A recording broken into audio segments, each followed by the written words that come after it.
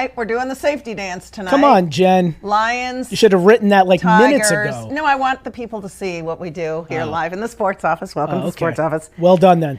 Hammer, Canner, Kent's behind the camera. TC, Tom Carr over there. What up, though? Pushing buttons, doing his crazy Tom stuff. is ready for the game tonight. You want to show him? Go ahead and show him. This is Tom. Right here, baby. Well, we need to get a light on him. Oh, there he is. Zoom in. All right, there he is. So, of course, we got a lot to get to, so we're not gonna waste any time here. First, we're gonna get our first guy in here. Dan Miller is in Baltimore for the prime time game. Hello, Miller. Hey, Miller. Stop. I want to know. On, everybody? We want to know. Just first, we've got to take care of some very important business. Crab cakes, dinner last night. Oh, yeah. So bummed I missed Charm City and the beautiful harbor front there. What'd you have? Where'd you go? So last night at the table, we had a seafood tower, which was like massive, that had everything you could possibly imagine. And it was lobster, crab cake, shrimp, crab dip, clams, like different kinds of buffalo hush wings. puppies. There were no clams. Hush but, puppies? It was no hush puppies, but it was like awesome, so good. Yeah, no clams in Maryland. I think I saw a picture of that. Yeah, you probably did. And then I had a crab cake for dinner as well, and I had a crab cake sandwich for lunch today. So I have taken full advantage of what Baltimore offers. I am so jealous. I absolutely love that. My I will home say state. we did have some crab cakes. A local media member brought crab cakes from Jimmy's into the Lions press room last Friday, and we had those. So that was really delicious and fun. It's just part of the great charm of Baltimore. Let's get right to it. I saw you talking with Lomas on the air before this game. There seems to be a lot of this kind of narrative, right, about the let's see the field. Beautiful night. Go. Hey, and it's a stellar day, isn't it? It was like sunny and 72. It's Chamber of Commerce. It's absolutely beautiful today, and it's beautiful tonight. It'll be, I don't know, low 70s, high 60s. There's no wind to speak of. It's absolutely gorgeous. It's passing weather, right? It is passing weather. You know what? I think the Lions probably want to run it a little bit, but I don't think the passing game will be impacted by the weather tonight. I think Goff and, let's watch. Here's Jake Bates going from 60 right there. Let's see. There's Jake. Going right to left, right? He's in white. Yep. There's snap, kick away. It is up, and it is... was it good? It's good. It's so hard. Yeah, it's so hard to tell from. It is hard to tell me it was good. You know what? It is your spotter. Hey, TJ. Hey, Lomas. Hi, Brada. Yeah, this is why you have a spotter. That's Rod Woodson over there. He's a Hall of Famer. Oh, hello. Look at that. I know him. Yeah. This is great. So we get to see inside the booth. Show everybody your little flip card. I don't think people ever get to see the flip card you do. There it is. There's the Lions.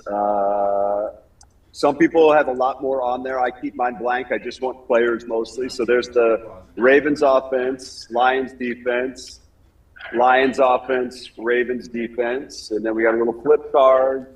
We got some notes here, more notes, more stats, more notes, more stats, more notes, radio notes that we have put together. More notes here. So, yeah, we're good to go.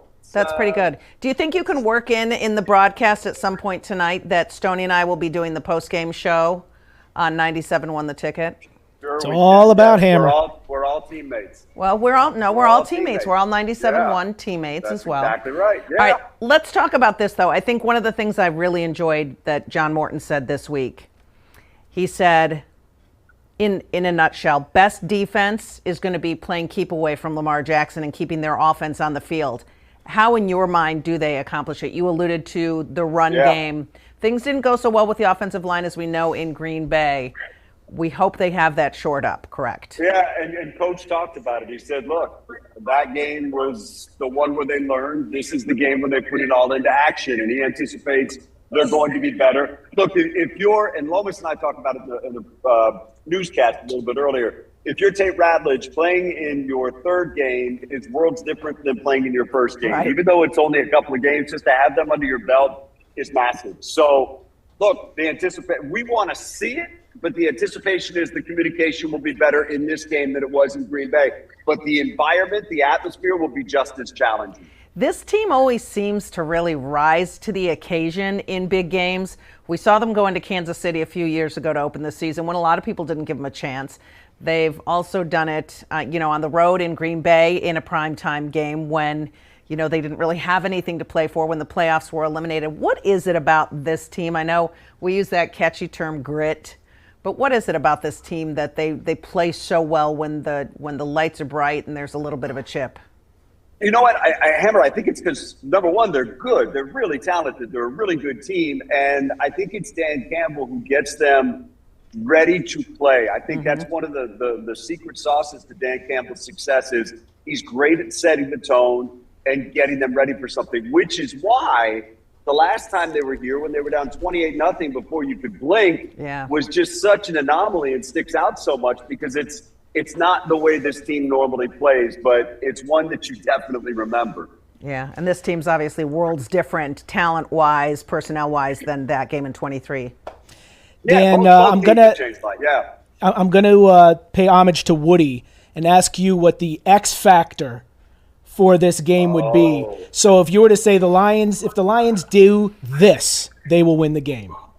Win the turnover battle. I know that's boring, but find a way to take the ball away. Don't give it away. Jared Goff, here's a stat for you guys before I let you go, is 0-3 against the Ravens in his career. No touchdown passes, 3 interceptions. Got to be better than that tonight. Wow. They got to find some way to win that turnover battle. They lost it in Green Bay, lost the game. Won it against Chicago, won the game.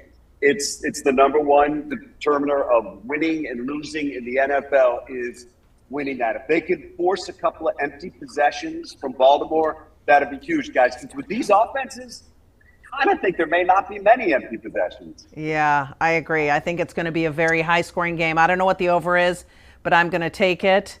Thank you for this field view. Looking forward to hearing your call tonight on the broadcast. Thanks, it is guys. Always entertaining, and wish I was there. Wish I was there. Looks good. Have fun. Goodbye, boss. You guys Say hi have to everybody. fun as well. We'll see you later. We'll hold down the fort. Yeah, thanks for joining us. Hey, don't forget, Hammer's doing the postgame on 97.1. Yeah, say it on the radio, too. Oh, that's it. Okay. That's it. Thanks, okay. guys. Bye, Miller. All right. Do we have any callers over there, Wait a Tom? minute. Tell Dominic to turn his camera. Oh, Dominic, turn your camera on, and what we'll cool take you up behind here. the scenes that was of Dan in the booth right? that people don't get to see. His prep, where he sits, all the people in there. That's real neat. Yeah, I love that. Yeah. Does Dominic have his camera on yet? It keeps going on and off. Well, we Dominic? got Dan Campbell's thoughts on this one. Ooh, if do we wanna have go to that? My we wonderful do. producer. Yeah. All right. Cue that up. Let's hear Dan Campbell.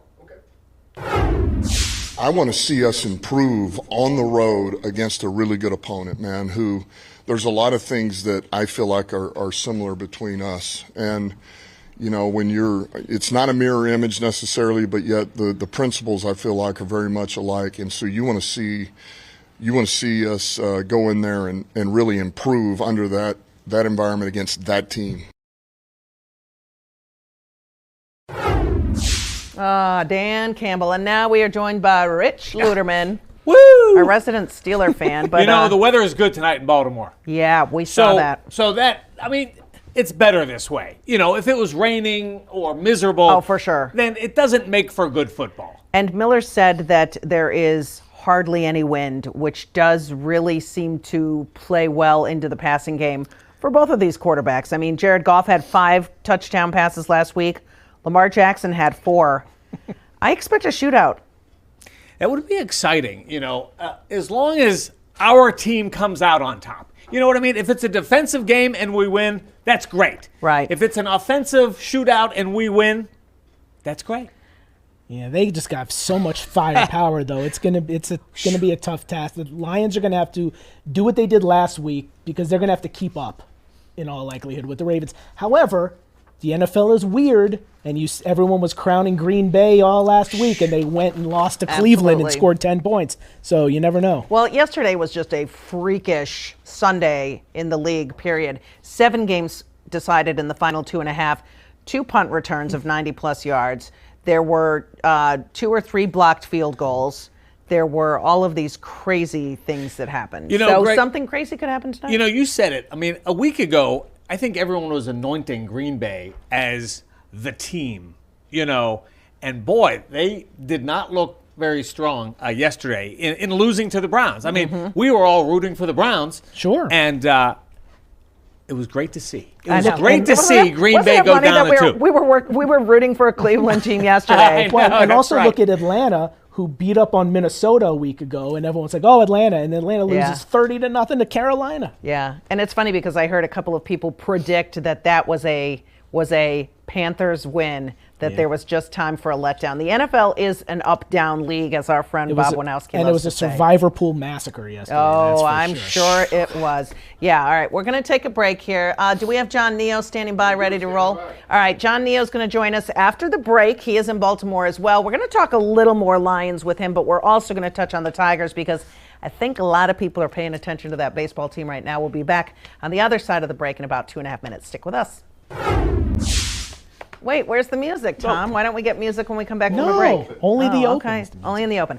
All right, John Neo is joining us now from Baltimore. He is a columnist for debtnews.com, and he also is part of our round table. What's going on, guys? What's going up, Neo? How are you? Jason Kelsey just played the saxophone in the Ravens marching band down on the field. Did he Want really? an update from the color of the suit. Yeah, he played. Looked like he was playing for real too. Wow. What's going on, guys? He didn't have a beer in his hand, huh? No, I bet he wished he did though. Yeah, I bet he wish he did. Yeah. We are just wishing we were there in Baltimore because that's always a great environment for football. Obviously, it's strange because I don't know if you were there. The last game Barry Sanders ever played was actually in that stadium. I was not here. I've been to everyone since then. Yeah. It has not. This has been sort of a horror show for the Lions here. It really kind of has. Aside from Barry Sanders' last game, I mean, there was Jim Schwartz's first game back, homecoming in That was the pouring 2009. rain, right? Wasn't that Yeah, and the they just got deluge? curb stomped, and he was upset. Curb stomped. Then they had Jim Caldwell, kind of the end of his. The Ravens has sort of ended coaches' careers. really have, That's haven't not they? going to happen tonight. I was just going to say, so that won't don't happen. worry, I'm not predicting anything. What like are you that, but no. predicting? What are you predicting A for shootout. tonight? I think we get a shootout, right? Okay. I mean, both these teams, both averaging over 30 points the last 2 years. Got some injuries on the defensive side for Baltimore that probably play into the Lions' hands offensively in terms of Matabuke being out, Van Noy being out. That's two of their best pass rushers. Yep. That's sort of music to Lions fans' ears, I would think, because if Jared Goff has time, he's proven again and again and again that he's going to carve people up. So, but on the flip side, yeah, you do wonder, can they stop this Ravens offense? And I'm not so sure they can because kind of nobody does these days. That's the crazy part about Lamar Jackson. I mean, I think he's in Monday Night Football. I think the stat is he's 7-2 on Monday Night Football. He's thrown 22 touchdowns with no interceptions. Wow. I mean, which for him is pretty incredible and because that's, that was always the knock on this guy, right? Can he really be a passing quarterback, pocket passer? Yes, absolutely. That's why he's a two-time MVP. That's why I think he's number one now all-time career passer rating in the NFL. Over Aaron Rodgers, over Patrick Mahomes. So, I mean, this guy is a superstar. And so how do you slow him down? I don't know. You probably have to blitz. Well, as John Morton said, I like it. You keep the ball out of his hands. That's what you do. Best defense is going to be a good offense. You got to run the ball. I don't think they're going to mind scoring points too fast, though. It's just going to be a matter of, I think you're going to have to force a couple of turnovers if you're the Lions. Hey, John, before we get to the Tigers, because I know you can't wait to talk about the Tigers. Oh, yeah, that's right. Before we get there, just answer me one question. How great is my home state? We had some crab cakes in your honor here, Tanner. Yes. No, it's a great time. This is a great scene. Everything about this. I mean, Camden, just down the street. It's an awesome sports town. And, this is a great place for Monday Night Football. I mean, the all black jerseys, everything about this. It's a pretty intimidating and a pretty cool environment. Yeah. Yeah, and it's interesting because the Orioles actually are Canner's team, but his football team is the Commanders. Resides up the road. I'm rooting for the Lions tonight. Let's roll on to this Tigers situation. Oh, do we have to? Yeah. Yeah, we do. Day off, 6 games to play, starting tomorrow. Day off. They've got school. Yeah, they had 6 days off here in Detroit, didn't they? Much needed. Oh, much needed. I really do think that. I do think they just probably needed to get away from baseball for 24 hours. And the media. And us, yes, Yeah, absolutely and us. There is a time when they need to get away from us. Looked like he was, ready to stop doing interviews for a few days until they win again. Yeah. Because there is nothing left to say. They have to go win a couple games. 2. In Cleveland. Yeah. And if you don't do that, then you're really, really playing with fire, because I don't know what you're going to do. Are they putting too much pressure on Tarek Skubal? Yes. Yeah, because this was not the bargain they wanted to make, but they have to. I'm sure they feel like they have to have that, have him available Sunday if needed. And so they're pitching him on 4 days rest, which is not short rest necessarily, but for him, he's been so much better on 5 and 6 days than he has been on 4 days. He's still Tarek Skubal, but he hasn't been, this could be a no-hitter Tarek Skubal on 4 days rest. And so we'll see what happens. You're playing with fire. The numbers that we have for the All-Stars, and I'm sure you've seen them, heard them, of Green, McKinstry, Glaber, Baez, from before the All-Star break to after the All-Star break. I guess the question I didn't ask the guys last night on the roundtable was, is this just a case of water finding its level, or did they overachieve in the first half? Are these guys? Both can be true. That's Wojci's favorite line too. Water always finds its level, but it's true.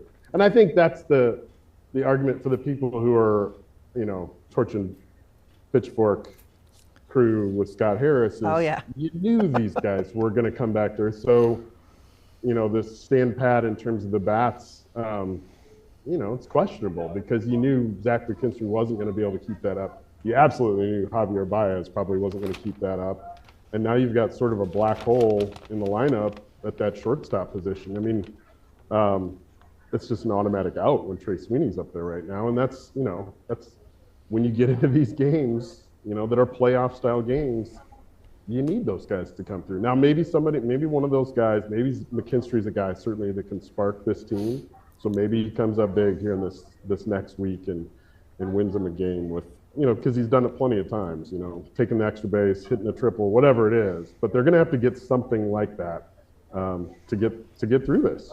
Yeah, because go ahead. Two things.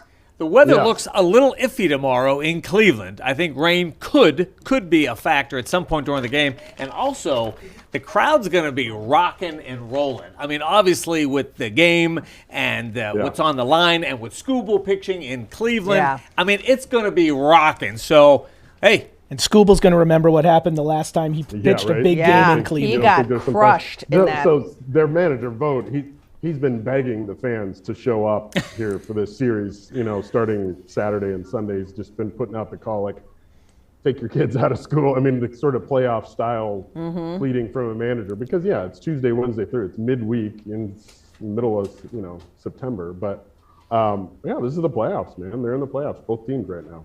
Yeah, I really think. Whether they like it or not. Yeah, they've got to be able to hit, though. I mean, bar none. That is because the way that their starting pitching performed in the last homestand was good enough to win if they would have just been able to score some runs. They left 42 runners on base through that 6-game homestand. It's essentially the same series repeated over again. So they've seen these pitchers in the last week.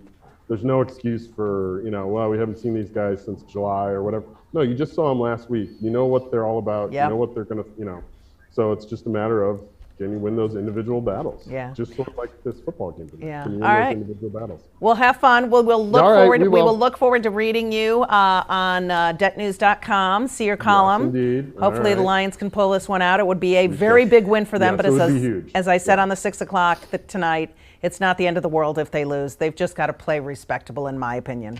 No, it would be a huge one, because the Ravens really don't lose on Monday Night Football at home. So, thanks for joining us, Johnny. Neo. Yes, thanks. See you for having soon. me, guys. Bring us home some crab cakes. Noah Trister says hello, by the way. Oh, good. Please tell Noah we said hello Old as friend well. from Detroit, yeah. I appreciate that. Thank All you. right. All right, have fun We'll see you tonight. guys. Outstanding. All right, we're going Thanks, to take Neo. a quick little break. We've got a very special guest waiting on Zoom. Uh-oh. That's a tease. Surprise, a tease. Okay. So come back with us after this, okay? Woo!